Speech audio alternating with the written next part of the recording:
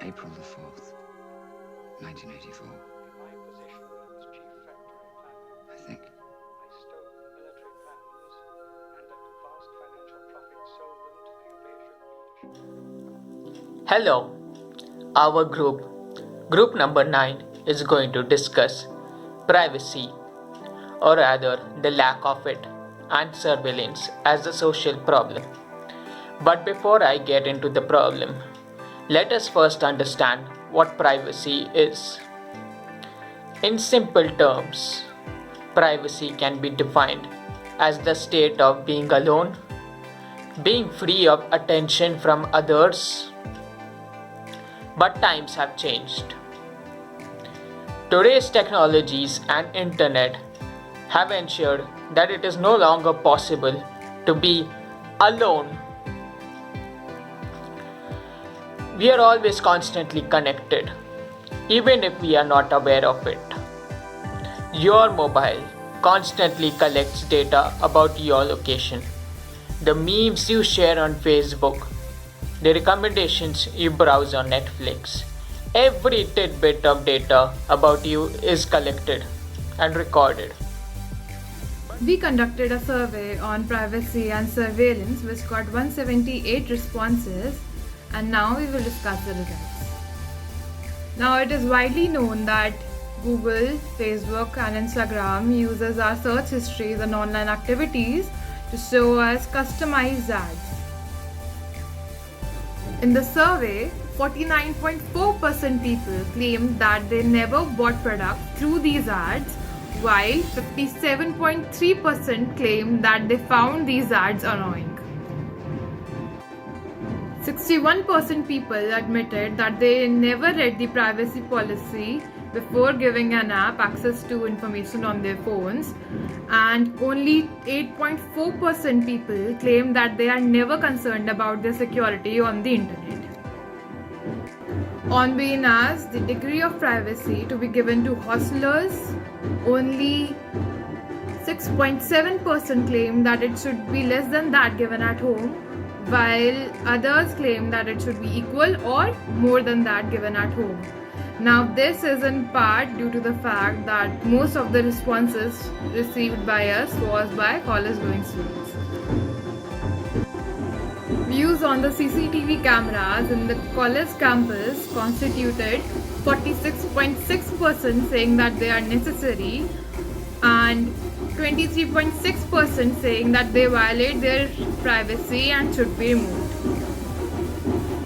Reaction to the scenario of the college administration increasing the extent of surveillance was that it would lead to a reduction in privacy but would increase the security.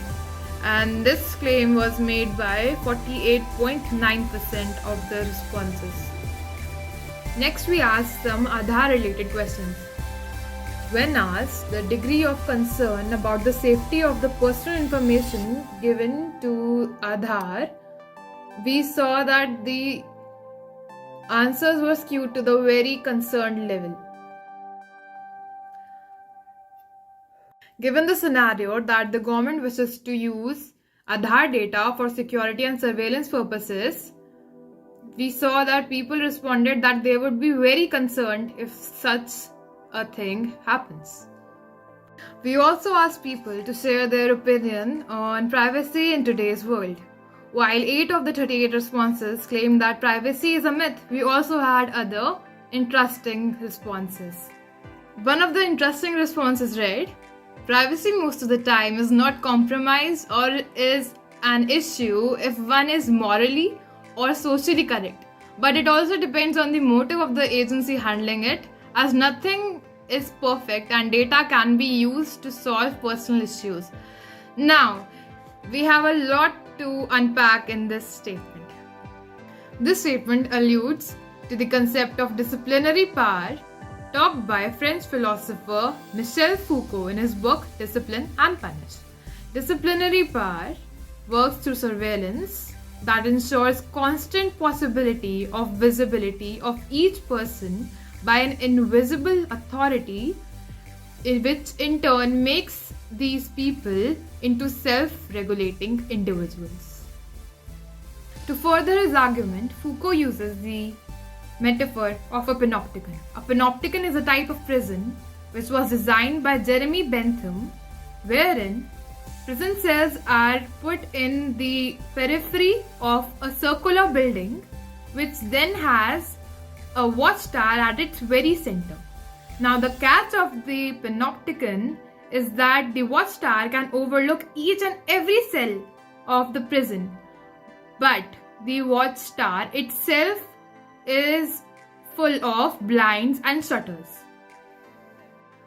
The result of the structure is that the prisoners feel its permanent presence and thus conduct their own behaviors, as there is no way of knowing for sure if they are being watched or not. Thus, the panopticon structure is in itself coercive, thus performing the function of direct physical violence in a more humanitarian way. Or does it? Now, this concept of power makes a lot of sense to me. Our school authorities installed a number of CCTV cameras all around the school, which were later found out not to be recording anything. Now, in this case, as was made sure by my teachers, the CCTV cameras had more to do with letting us know that the authorities were watching than to actually punish defaulters. Till the point that we got to know about the CCTV cameras not recording anything, the cameras actually did a pretty good job in keeping us in line. In 2013, when Edward Snowden, an American whistleblower, revealed mass surveillance conducted by governments of US, UK, Canada, New Zealand, and Australia in the form of tapping phone calls, emails, and many other ways, he single-handedly fueled a lot of debate around mass surveillance, government secrecy, and the balance between national security and information privacy. Why should people care about surveillance? Because even if you're not doing anything wrong, you're being watched and recorded. And the storage capability of these systems increases every year consistently by orders of magnitude, to where it's getting to the point you don't have to have done anything wrong. You simply have to eventually fall under suspicion from somebody, even by a wrong call. And then they can use the system to go back in time and scrutinize every decision you've ever made, every friend you've ever discussed something with, and attack you on that basis to sort of derive suspicion from an innocent life and paint anyone in the context of a wrongdoer. India has had its own several instances of Aadhaar data leak, which reportedly is not that difficult, contrasting with UIDAI's claims that the system is impenetrable. And yet, a number of Indians still believe that the data provided to Aadhaar is well protected. Foucault argues that even if a person has nothing to be worried about, being surveilled is essentially against the very idea of one's freedom. This is because the people in the Panopticon's watchtower tend to project their own beliefs through the behaviors they coerce the inmates to exhibit. The conversation of right to privacy has increased in past few years and continues to do so with increasing permeation of technology in our day-to-day life. With more and more news of data leaking, we are bound to think about the problems that it invites. Privacy invasion is becoming a social problem on a scale that was never as large as now, thanks to the advent of social media and rapid increase of internet users across the world. What started as a harmless source to connect people across the world, social media soon had many manifest and latent dysfunctions, one of which was actually stalking, stealing, and even selling data of users, which potentially has many ill effects.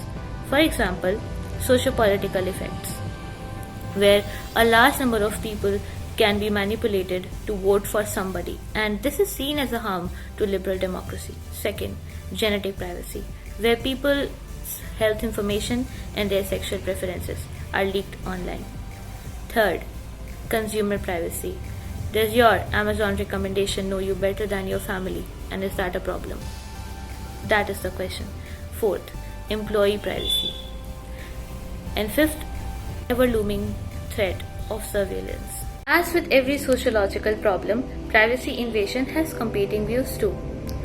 According to Shoshana Zuboff from Harvard University, in her book The Age of Surveillance Capitalism, she talks about the development of digital companies like Google and Amazon and suggests that their business modes represent a new form of capitalism which she calls as surveillance capitalism, which is invasive and largely goes unchecked.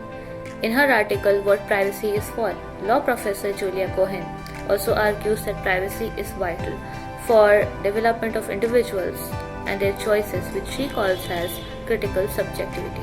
However, in somewhat competing view, one of the feminist thinkers, Carol Hanisch, who coined the term personal is political, is of the view that the liberal political theory, which relies on the basic assumption that there exists in every person's life a public sphere and a private sphere, must be challenged. The problem of power and inequality in the private sphere will be solved when the private sphere is made open to normative scrutiny, that is, when the principle of justice is applied inside the private sphere.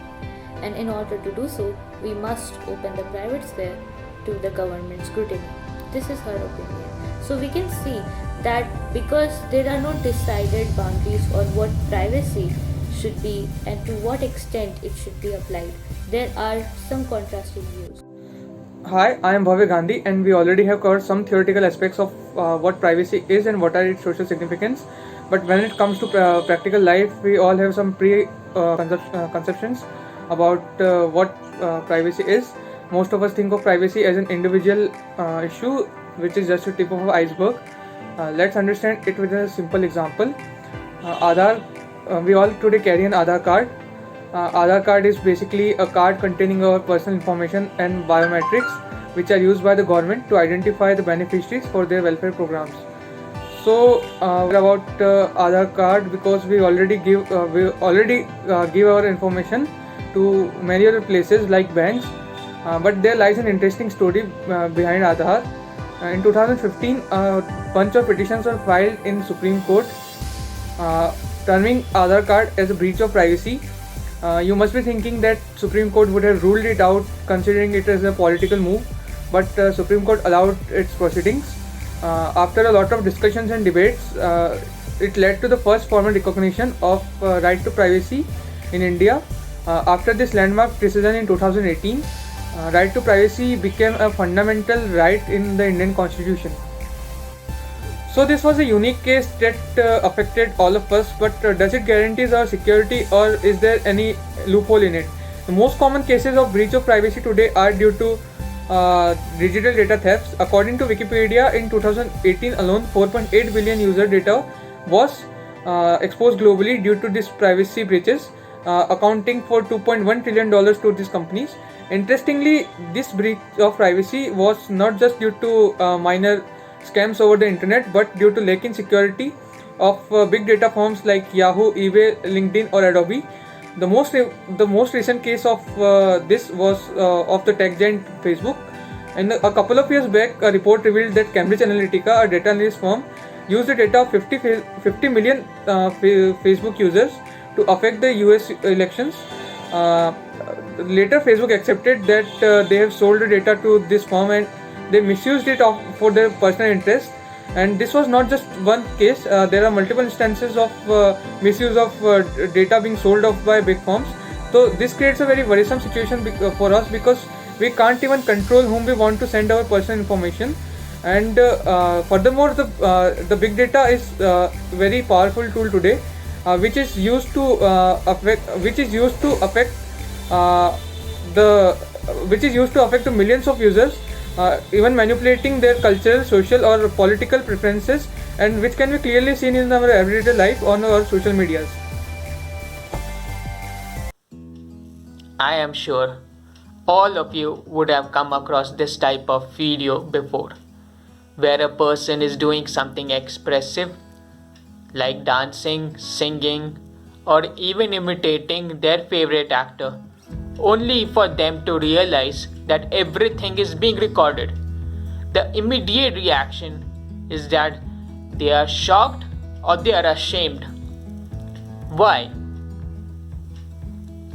This shows us that the person was willing to do that activity when no one was watching and judging. Your personal autonomy and freedom shapes you and your personality. And it is a problem when you no longer have control over the data that is being collected about you. In recent years, awareness about privacy is increasing, and slowly people are realizing the implications of diminishing privacy.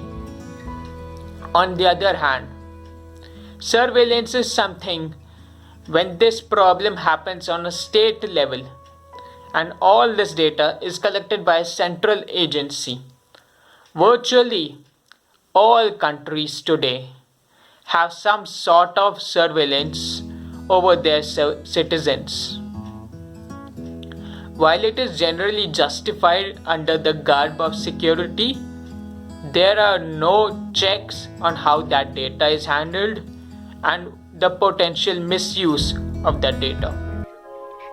To the past, or to the future, to an age when thought is free,